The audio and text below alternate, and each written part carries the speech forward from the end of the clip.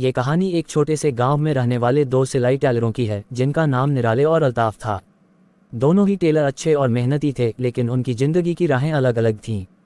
निराले एक आदर्श टेलर था। उसकी सिलाई इतनी सुंदर और बारीकी से की जाती थी कि लोग दूर दूर से उसकी दुकान पर आते थे।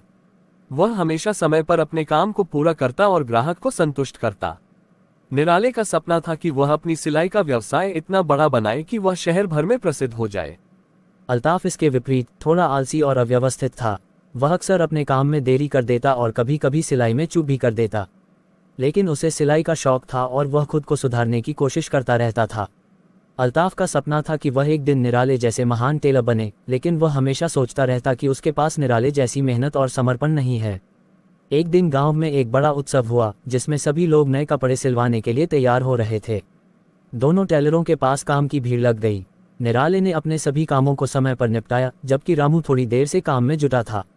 उत्सव के दिन निराले के कपड़े समय पर तैयार हो गए और ग्राहक संतुष्ट थे।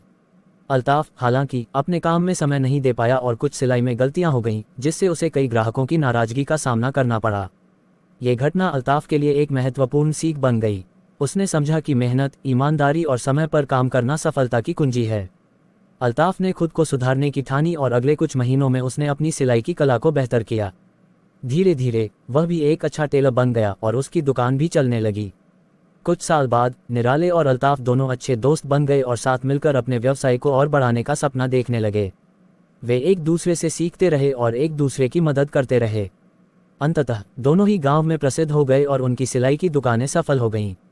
इस कहानी से हमें ये सीखने को मिलता है कि मेहनत, समर्पण और सुधार की चाह किसी भी व्यक्ति को सफलता दिला सकता है।